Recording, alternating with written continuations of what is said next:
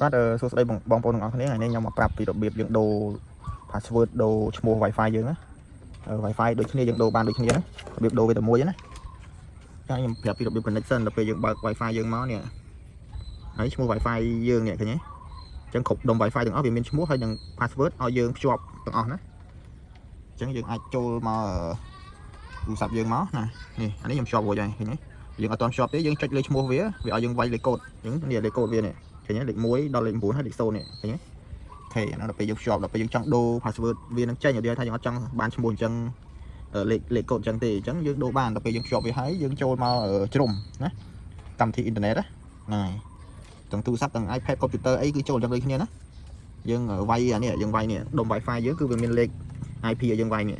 តែដុំទូចដល់ដុំធំអីគឺវាមានទាំងអស់ណាអញ្ចឹងយើងវាយតាមហ្នឹងហើយអានេះusername password អានេះ admin អញ្ចឹងយើងវាយអាហ្នឹងដូចគ្នាទាំងលើទាំងក្រោមណាជាមួយយើងវាយអានេះសិនអញ្ចឹងយើងវាយលេខដូចគេមក192នេះអានេះខ្ញុំធ្លាប់វាយហើយអញ្ចឹងវានៅជាប់អញ្ចឹងយើងវាយឲ្យដូចនឹងទាំងអស់មកណាឃើញទេតែមកយើងចុចបញ្ជូនទៅបាទ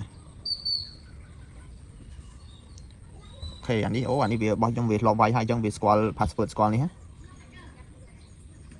អញ្ចឹងបើយើងវាអត់ស្គាល់ទេយើងអាចវាយវាចេញមក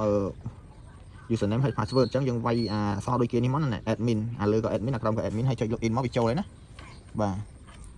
ហើយយើងចូលមកដល់កន្លែងនេះយើងចូលមកកន្លែង Wi-Fi setting ណាយើងបាច់មើលអីទាំងអស់អានេះយើងដូរទៅ password ហើយនឹងឈ្មោះអញ្ចឹងយើងចូលមកទៅអា Wi-Fi setting នេះមួយបាទចុច port មកនេះអានេះឈ្មោះវាចាស់ទៅហើយនេះបាទហើយអាខ្មៅនេះ password យើងចុចមើលក៏បានដែរនេះចុចវាបង្ហាញយើងអញ្ចឹងយើងចង់ដូរឈ្មោះយើងដូរឲ្យលើយើងចង់ដូរ password ដូរអាក្រោមណាអញ្ចឹងវាយឲ្យបាន8 9ខ្ទង់ដូចគេអញ្ចឹងមកណាដាក់អីដាក់ទៅឲ្យសំខាន់ឲ្យចាំខ្លួនឯងវាអត់ចាំខ្លួនឯងទេចូលដូរមកបញ្ញត្តិបានទេណាបាទអញ្ចឹងដល់យើងកត់ទុកអូខេហើយចាំមកយើងចុច save មកគឺអូខេហើយវាចេញ password ថ្មីឈ្មោះថ្មីឲ្យយើងហើយអញ្ចឹងយើងដាក់លេខដាក់អក្សរក៏បានដែរណាទាំងឈ្មោះទាំង password នឹងដាក់អីដាក់ទៅបាទអរគុណ